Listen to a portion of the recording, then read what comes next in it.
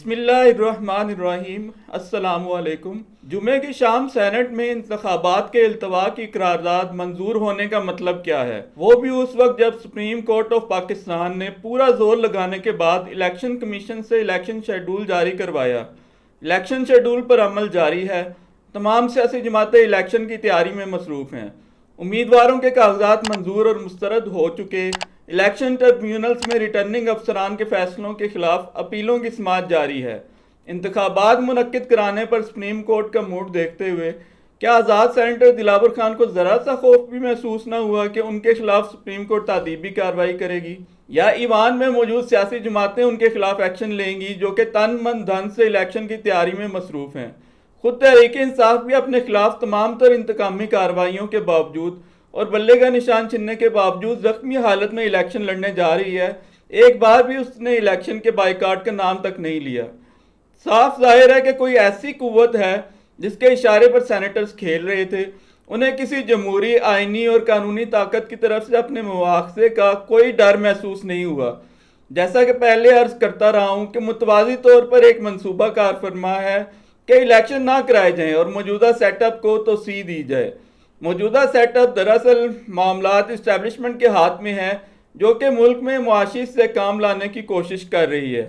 अगर वो मुआशी से काम हासिल कर लेती है तो तहरीक इंसाफ समेत जमहूरी सियासी पार्टियों के हाथ से मामलात मुकम्मल तौर पर छीने जा सकते हैं। किसके इशारे पर मौलाना फजलुर रहमान बार बार इलेक्शन के इल्तवा का मुतालबा करते रहे कि मुल्क में इलेक्शन का माहौल मौजूद नहीं।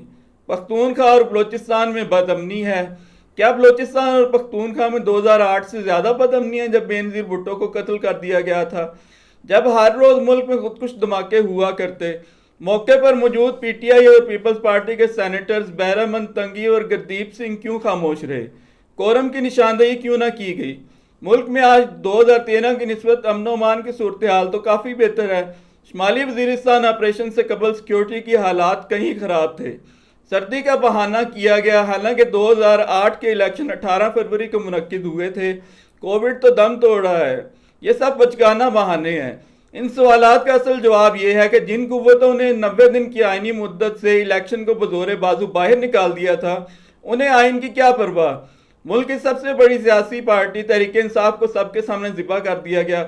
क्या जस्टिस उमर अता बंदयाल अपना पूरा जोर लगाने के बावजूद इलेक्शन करा सके?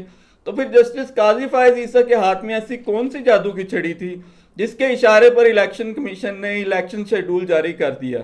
साफ जाहिर है कि 8 फरवरी की तारीख दरअसल कुछ और कुव्वतों की मर्जी से जारी की गई थी। यही कुव्वतें हैं जिन्होंने तहरीक इंसाफ के अंदर से जहांगीर तरीन और परवेज़ खट्टक की जमातें निकाली। तहरीक इंसाफ के बड़े बड़े लीडर्स को इस्तेकाम पाकिस्तान पार्टी में शामिल कराया। वही ताकतें जिन्होंने माजी में नून लीग के अंदर से काफ़ी निकाल दी थी। इमरान खान की तरफ से सरेंडर ना करना भी मुक्तदर हलकों की बेचैनी का असल सबब है।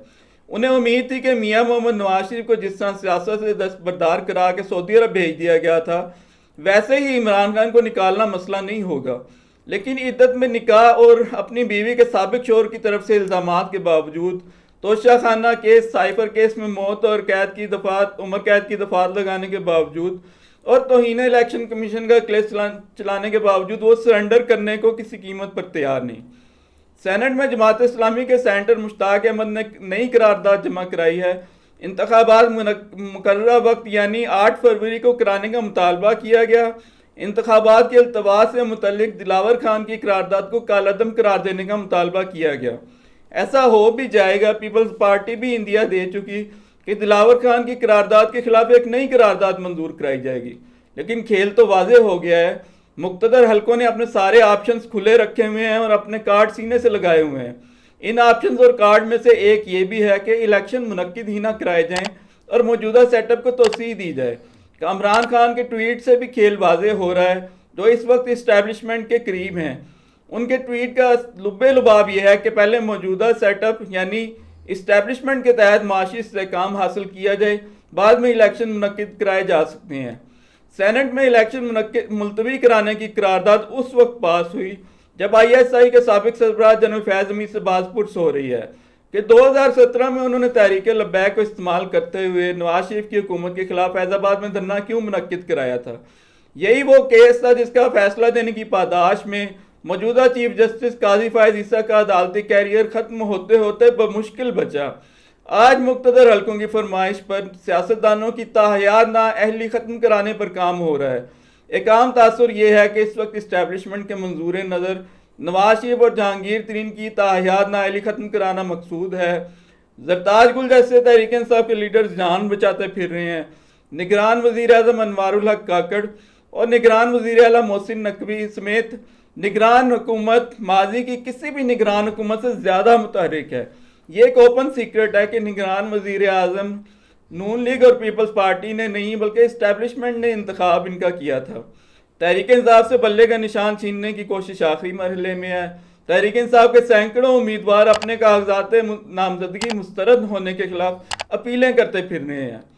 अब देखना यह है कि सुबह सुप्रीम कोर्ट क्या करती है। मुल्क की सबसे मकबूल सियासी जमात तहरीक इंसाफ और सबसे मकबूल लीडर इमरान खान के साथ जो इस्टेब्लिशमेंट ने किया, और इस पर पीपल्स पार्टी, नून लीग और जमात इस्लामी जैसी जमातें जिस तरह खामोश रहीं, साफ जाहिर है कि जमहूरी कुव्वतों को इस्टेब्लिशमेंट किसी खाते में नहीं गिनती।